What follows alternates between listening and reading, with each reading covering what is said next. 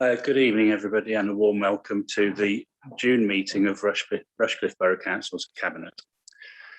I'd like to remind everyone that the Cabinet meeting is being live streamed on YouTube, and a recording of the meeting will be available afterwards on the Council's YouTube channel. In addition, under the Local Authorities Executive Arrangements, Meetings and Access to Information, England, Regulations 2012, other people may film, record, tweet or blog from this meeting. The use of any such images or sound recordings is not under the Council's control. I'd like to welcome opposition group leaders and Councillor Way speaking on behalf of the Independent Group who have joined us this evening in the Council Chamber. And I'd now like to move to the first item on the agenda, which is apologies from absence, which have been quite obviously received from Councillor Robinson as I'm sitting in his chair. And in the leader's absence, I will be chairing the meeting. There are no other apologies for absence. The second item on the agenda is declarations of interest. Are there any declarations of interest? No, there are no declarations of interest. The minutes of the meeting of the 11th of May 2021. Do I have a proposer to accept those minutes? Councillor Moore, and do I have a seconder? Councillor Inglis. And we now move to the vote on accepting those minutes. All those in favour? The minutes are accepted unanimously. Item 4 on the agenda are citizens' questions, and there are no citizens' questions.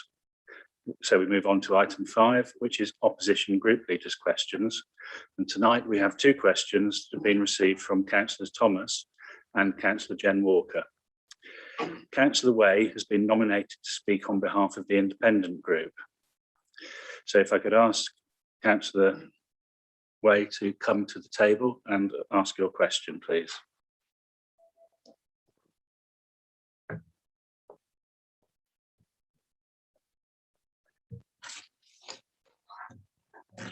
Evening. We welcome the bid for funding for our much needed new health centre and hope this will be the priority and the opportunity will not be lost whilst bidding for a larger project, i.e. the hub. Once again, much of this information is new to ward members and Eastleigh Parish Council. Going forward, how will Eastleigh Parish Council and Leek ward members be consulted and involved in the bid process and future development of the project? And how will the community be kept informed of progress? Thank you. With regard to the first part of the question, the need to redevelop the health centre is a top priority for the local CCG. And this has been discussed at Eastleigh Growth Board and we believe will continue as a priority for the CCG, regardless of the Levelling Up Fund. I think it's well documented by them that that is their one of their top priorities. Going forwards, we will develop a communication plan and we will share this with ward members and the Eastleigh Growth Board. And of course, both ward members and Parish Council are represented on the Eastleigh Growth Board. We do as a council have a track record of sharing information with members and other parties as witnessed in our major projects in Cotgrave and more recently Bingham as examples. So I hope you would trust that we will make sure that local ward councillors are kept well informed. Is there a supplementary question? Yes, please.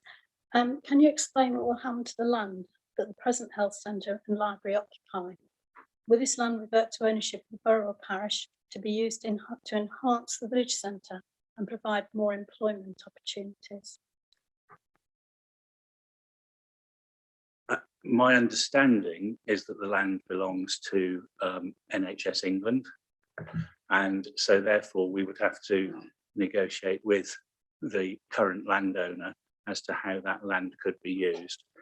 I could give a more detailed response at a later date, because you're basically asking me something that is not yet known, but we would clearly wish to enhance the centre of Eastleigh in any way in which we can if this project were to move forwards. That's fine, thank you.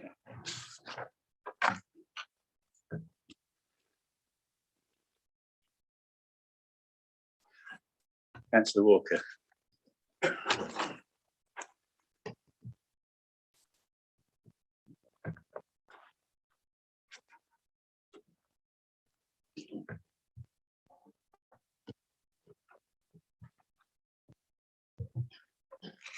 Oh, thank you.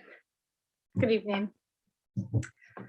The Labour group has got some serious concerns about moving the time of planning from evenings to the afternoons, because it will limit the ability of councillors and residents who are employed in paid work or have childcare obligations in being able to kind of fully participate. So I would like to ask how the Cabinet will take this potential impact on local democracy into their considerations. Thank you. We accept that the timing of the meeting is one consideration, but councillors equally should consider demands on their time when putting themselves forward for elections. We have looked at councils across the East Midlands, and there is a wide range of meeting times being used, including many planning committees sitting during the daytime. I would, however, stress that the Cabinet report is a pilot proposal and will be further reviewed to ensure that it is meeting all the goals being set to improve the planning committee function, and that review will be in 6 months rather than the 12 months that was originally proposed. Do you have a supplementary question? Yeah, I do feel that we need to maybe explore some other options, and that this is a bit of a sledgehammer to kind of crack a nut. And has Cabinet considered the employment of more planning staff to kind of ease the burden of work on individual officers?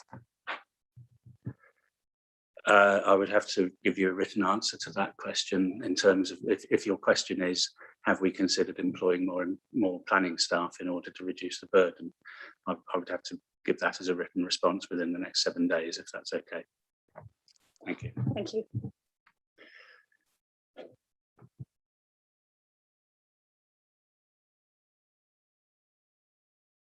We now come to the recommendations to be put forward at Cabinet tonight. And the first one is to do with the COVID-19 memorials. Do I have a proposer? Councillor Brennan. Thank you, Chairman. Yes, COVID memorials. Well, I guess none of us can underestimate the impact of the last year and the effect on all of our lives. None of us could have imagined really 18 months ago just how much our daily lives, work and social lives would change. Many people have suffered economic hardship. We've all been unable to see family or friends, and many of us have been personally touched by the virus, our own health or that of people we care about. And I think it's fair to say that not a single part of our communities has been or remains unaffected by the pandemic. And many people will have suffered the loss of a loved one. Government measures and the rollout of the vaccine have given us all hope that we may be on our way out of the pandemic. There'll no doubt be setbacks along the way, but there is now hope that life will begin to get back to some sort of normality going forward. But the impact on people and communities cannot be overstated. We'd like to offer a way to remember those that have lost their lives and those that have lost loved ones. We also wish to commemorate and thank those volunteers and key workers that have kept us all going and supported us in delivering the response to the pandemic. The paper asks Cabinet to approve the provision of a lasting memorial to those in the borough that have lost their lives to the pandemic and those who continue to battle the aftermath of serious illness. We'd like to dedicate a memorial garden located at Bridgeford Park to provide a quiet place for reflection and a shared space for remembrance. We also know that young people have been especially impacted on by the restrictions placed on their lives, and we've all come to appreciate the importance of key workers, volunteers and community groups in supporting each other and getting us through this most difficult of times. We would like to thank those individuals and recognise their contribution by the creation of a temporary art installation or display here at the arena. And finally, our local communities have pulled together in ways probably not seen since the Second World War and we would like to support all those areas through their town and parish councils or other community groups to create their own local memorials through the creation of a commemoration grant scheme and the distribution of spring bulbs for a memorial planting in those areas. The costs of these activities are set out at section 5, and if council approves, will total approximately 39,000. The potential source of funds is set out at paragraph 7.1, secured through some capital underspends and future efficiency savings. The Cabinet is asked to consider these recommendations as set out at paragraph 2, namely a memorial garden, a commemorative and celebratory artwork at the arena, and a grant scheme for local parishes, villages and towns to create their own memorials. Can I therefore move the recommendations as set out in the paper, please? Thank you, Councillor Brennan. Do I have a seconder? Councillor Inglis. Thank you. First of all, I'd like to thank the officers and Councillor Brennan for their hard work in bringing this both together. Councillor Brennan has described many reasons why COVID-19 memorial was so poignant for providing that visual and focus feature to reflect on that hardship, the isolation, the significant impact of COVID-19 has had on us all, and the devastation of losing loved ones during the pandemic, especially with not being able to fully respect or celebrate a loss of life due to restrictions on death. So I fully support the proposal from the Memorial Garden to be located in an attractive and central location as it is before. This will be fully accessible for everybody, which will take time out to reflect and share memories of loved ones. The creation of an art installation, the dedication, the hard work, that key work in the quality groups have done and provide support, bring our community together the way we did and still do, to help the parish councils create local memorials and planting schemes for all achievable projects, which can be supported within the budget outlined in the report. Our second recommendation, Thank you, Councillor Inglis. Any other comments?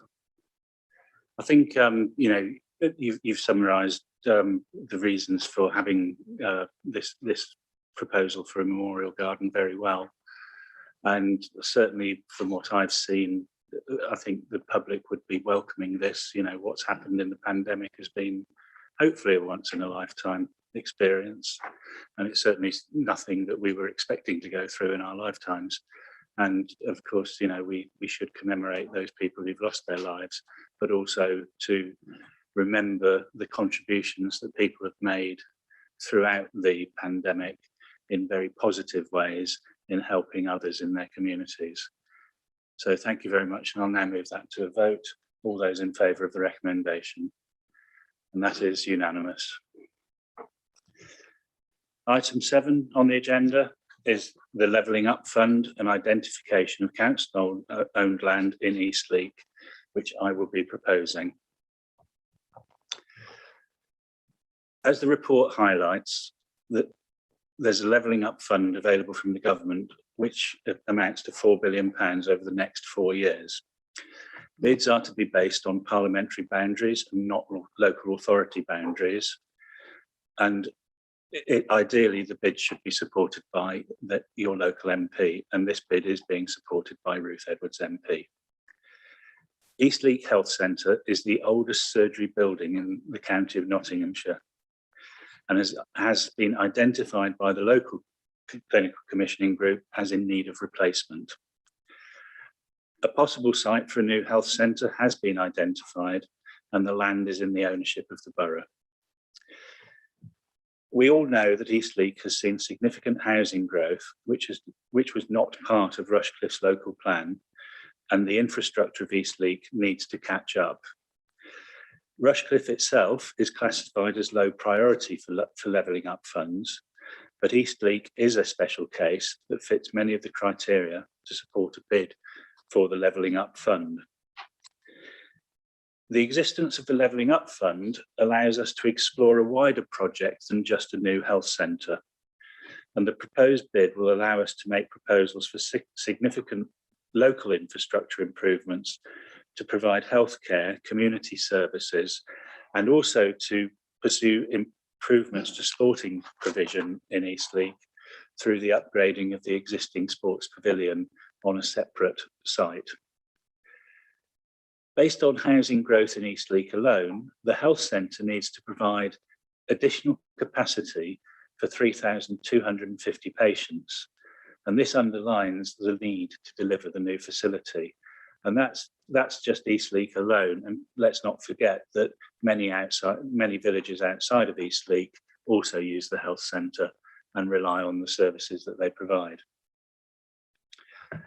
The clinical commissioning group, through earlier work, identified the proposed land as their preferred site for a new facility. And the preferred site is outlined in Appendix A of the report. There is £1 million in S106 funding that could be allocated for the new health centre. And additionally, there is a further £280,000 which could be put towards the sports pavilion improvement to help the matched funding element of a bid. Because of the timescales set out by central government, any bid will be submitted in a later round of bidding, as the requirement is to have the ability to quickly use any money made available to deliver the improvements, and we are not yet in that position. So it's very important that when we do make the bid,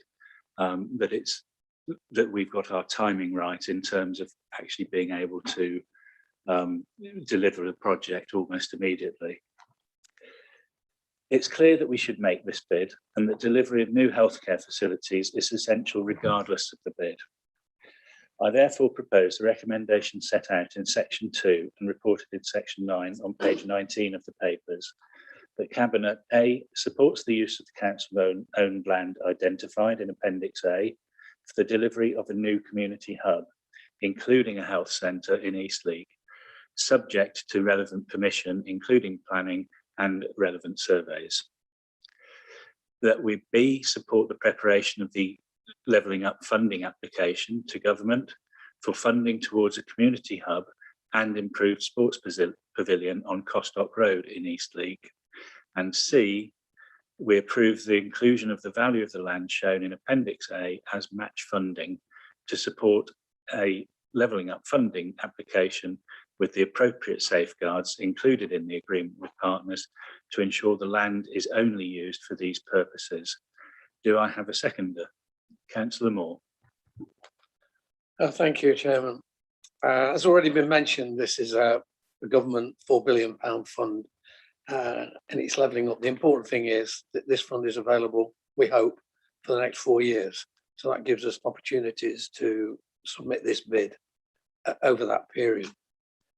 Now, wearing my other hat as chairman of Eastleigh Growth Board, this has been on the agenda ever since we started the Eastleigh Growth Board, and there's been one of my pet projects really to get going.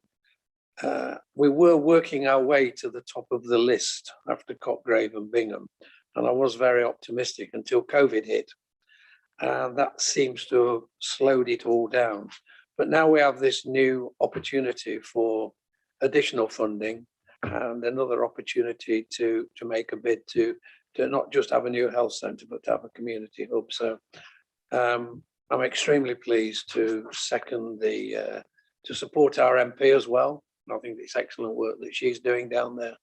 And so I'm very happy to second this recommendation, and I wish the bid well. Thank you, Councillor Moore. Any other comments anyone would like to make? Councillor Brennan. Thank you. Yes, I also welcome the bid, and I'd just like to say I think it is really important that we do look at the wider objectives of supporting the wider regeneration of Eastleigh. So this is not, because we're not a priority area, I think it's really important that we demonstrate that we're looking to the future, that we don't want Eastleigh to fall behind. And this kind of intervention is really important to make sure that we keep up and we move forward. And I think it's important we make that case to government very strongly. It's not about a deprived area because they see us as fairly wealthy, but it's about ensuring that we do stay ahead of the changes that are happening in our communities, particularly around housing growth. And I think this extended bid does that, and I too hope that it's successful. Thank you. So if there's no further comments, we'll take this item to the vote. All those in favour of accepting the recommendation as set out in item 7? That's unanimous, and so that is therefore passed. Item 8 on the agenda is the community governance review. And in the absence of Councillor Robinson, I will propose this recommendation. The council has received a petition from 635 validated signatures calling for a community governance review of Bingham Town Council. The purpose of this recommendation is to set out the way in which the council can respond to this petition. Such a review can be carried out by a principal authority, and the report explains the legislation under which this call can be made in section 4 of the report. In this instance, the petition calls for the dissolution of the parish council and for the borough to take over operation until new elections can be held. Additionally, to reset the culture and strengthen the procedures of the council, i.e. Bingham Town Council, so that concerns raised in the petition cannot continue.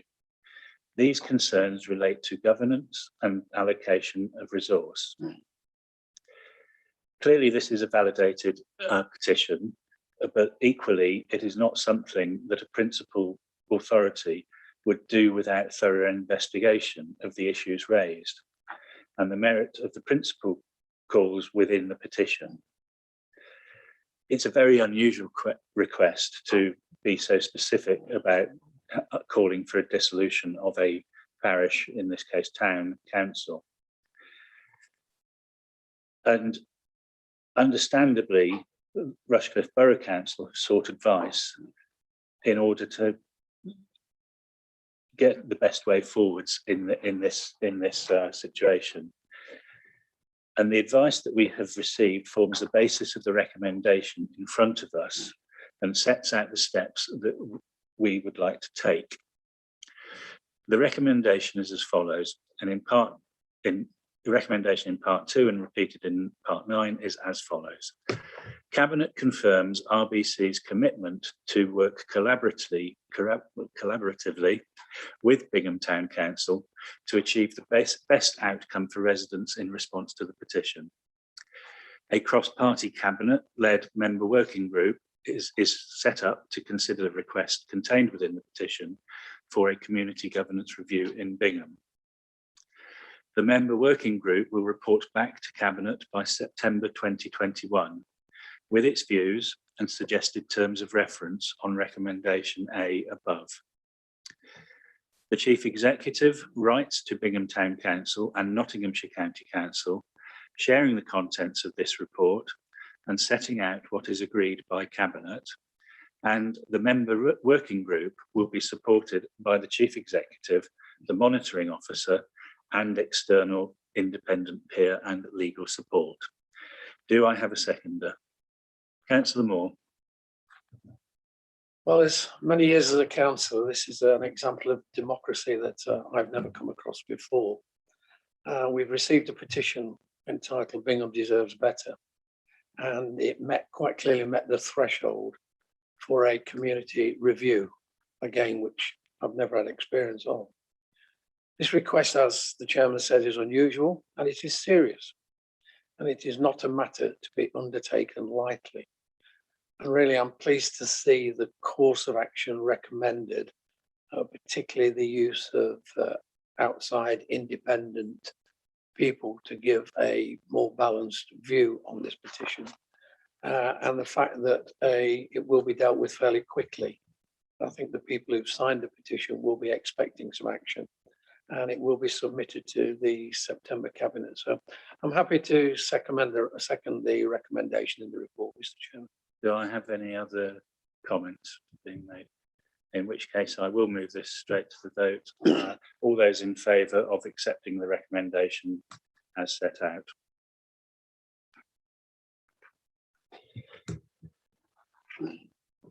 Item 9 on the agenda is the Ruddington Neighbourhood Plan. And again, I will be proposing this. A neighbourhood plan has been prepared for the parish of Ruddington by the parish council in consultation with the residents of the parish. This was assisted by the Borough Council as the local planning authority. The preparation of neighbourhood plans is an arduous task and requires detail and commitment.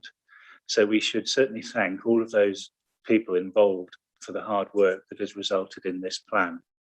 And as anyone who's seen the papers can see, it is a very comprehensive and lengthy plan, as is the inspector's report that accompanies it. The plan has been scrutinised by an independent inspector, and comments have been made on the suitability of the plan. And where deemed necessary, the inspector has proposed amendments to ensure that the plan has clarity and is robust, and it fits in with the policies set out in the local plans, part 1 and 2 of the Borough Council, because they must work in harmony. The next stage in adopting the plan is for Cabinet to accept the inspector's recommendation and to allow a referendum of the residents of Ruddington to give their opinion of the plan. It's therefore recommended that Cabinet accepts all of the examiner's recommended modifications to the Ruddington Neighbourhood Plan. B, approves the Ruddington Neighbourhood Plan decision statement and its publication. C, approves the holding of a referendum for the Ruddington Neighbourhood Plan, with the area for the referendum being the parish of Ruddington, and delegates the authority to the Director of Development and Economic Growth to make any final textual, graphical and presentational changes required to the referendum version of the Ruddington Neighbourhood Plan. Do I have a seconder? Councillor Inglis. Thank you. Yes, it's very important that Ruddington does have a village plan to influence its future development. I must say the plan has been produced very well. It's excellent, very thorough and detailed. The examiner has not changed the ambition of the plan, but has made wording amendments and text clarifications that are necessary to make the document legal and to its conformity. So I see no reason not to take the plan to the next stage of a public referendum as to the examiner's recommendations. So I have no hesitation in seconding the parts A to C to delegate the authority for minor adjustments as in D as well. And I recognise all the hard and important work that's been put into the plan, and we must ensure it comes to fruition for the benefit of the village. Thank you. Okay, any other comments from members? Okay, thank you very much, in which case I'd like to take a vote on the proposal, the recommendation that has been made by myself and seconded by Councillor Inglis. All those in favour of the recommendation? Thank you, that is unanimous. Item 10 on the agenda concerns the revised mobile homes fees policy. Do I have a proposer for this item? Councillor Inglis to propose. Chair. Okay, the revised mobile home fees policy 2021 to 2024. So the current mobile home policy was approved by this council in 2017. It was renewed in 2020 with no amendments being necessary. However, significant and statutory changes have now been introduced, and that's to help strengthen the current regulatory framework to ensure the suitability of persons managing relevant protected sites, which includes associated fees. There's a legal requirement for this coming to force on the 1st of July 2021. Relevant protected sites, they're mobile home sites that have a residential occupation all year round. There are 7 such sites in Rushcliffe. So it's not intended for holiday homes sites and camping sites like that. It's purely for residential homes all year round. The purpose of the changes is to improve standards of site management for residents' safety and their well-being and their quality of life, while ensuring that the person responsible for managing the site is a fit and proper person and of good character. The updated policy sets out the framework for the operation of the test, the processes that the local authorities will use, and a register of fit and proper site managers, which stipulates legal obligations for those managers to adhere to. Obviously, there's a draft copy of the report attached There's no alternative to consider, as this is a statutory policy. The council can recover licensing costs by charges to the customers, and no additional staffing will be required. I see no negative consequence to these amendments. Therefore, I recommend to the Cabinet to approve the mobile homes requirement for manager of site to be fit and proper person, England Regulations 2020, so it can be exercised to the legal timetable, as a failure to enact it would open a legal challenge to the council. Thank you. Do I have a seconder? Councillor Brennan. Thank you. I'm very pleased to second this paper. It's a fairly straightforward paper, as Councillor Inglis has set out. It's a statutory requirement that we adopt these new mobile home regulations. I would add, though, that for many, these new regulations, in particular the requirement that the manager of a site must be a fit and proper person, and that that person must fulfil certain criteria and be on a register of such persons, is a long overdue improvement.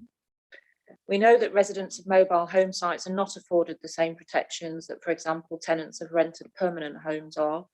And whilst this remains the case, it's vital that those responsible for managing these sites, which are, after all, people's homes, just as ours are, should satisfy certain standards and be held accountable for their actions, with the failure to do so or to not have in place a fit and proper manager constituting an offence. And frankly, this is not before time. I'm very happy, therefore, to recommend to Cabinet that we agree the recommendations for the new mobile homes fees policies for 21 to 24, and that we adopt the fit and proper person test for mobile home sites. Thank you. Okay, thank you, Councillor Brennan. Any further comments? I think I'd certainly reiterate what you said about time too. You know, it is a statutory requirement, and you sometimes despair that these things haven't been in place prior to this, and I'm delighted that we now are adopting it, and as we must do. So I'd like to move to the vote then on the recommendation proposed by Councillor Inglis, seconded by Councillor Brennan. All those in favour? And that's unanimous.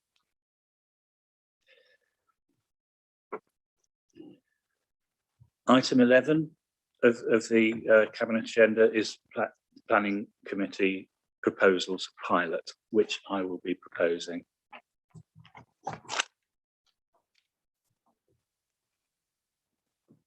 This concerns proposals for a pilot to run with changes to the way in which the Planning Committee operates, with a view to delivering an improved performance that meets the standards expected of a quasi-judicial committee.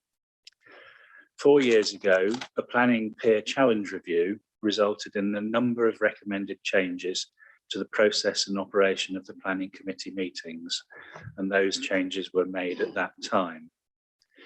Given what has been learnt over the last 4 years, and taking on board improvements brought about by the changes, a further suggestion to improve the work of the committee and enhance the ability of the committee to consider all items of the scheduled agenda properly with the due consideration required. Planning Committee, we all know, is a very important part of the democratic transparency of development management decision making. It's held in public and can have a significant impact on the reputation of the council with its electorate. The proposed pilot will monitor the changes across a 6-month period and report back to the Cabinet when an assessment of the impact is considered. The proposals have been shared with committee members and all political group leaders, who have made useful comments, and where possible, we have tried to consider some of this feedback.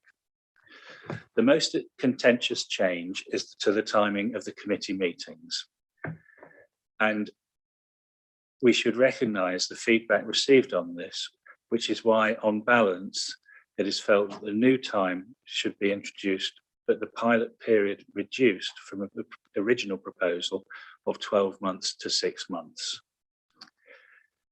A suggestion was also made to reduce the length of time given for public speaking, and this has not been adopted. Concern has been expressed that councillors are now being asked to comment on applications within the 21-day allotted period, as as opposed to making late representations. It should be obvious that late representations can cause delay in considering a planning application, considering the officer's response. I'm pleased to say, however, that late representations can still be made if new information comes to light, and I think this is a very important point. I would emphasise that the proposal for daytime meetings has been looked at with respect to other councils in the East Midlands, and it would not be out of place for us to adopt the practice. Study of those councils with daytime meetings shows that the diversity of participants is maintained, even though they meet during the day.